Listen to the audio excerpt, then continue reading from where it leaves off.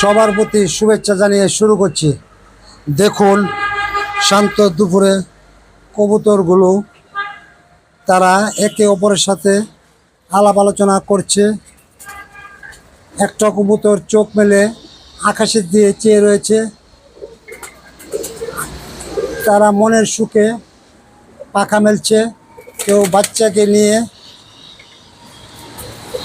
ব্যস্ত। এই শান্ত দুপুরে তারা একসাথে সবাই মিলেমিশে ঘরের ভিতরে কেউ পাখা মেলছে। এই ধরনের দৃশ্য খুবই ভালো লাগে। এমন ছোট ছোট মুহূর্ত প্রকৃতির মজা ও ভালোবাসা লুকিয়ে থাকে।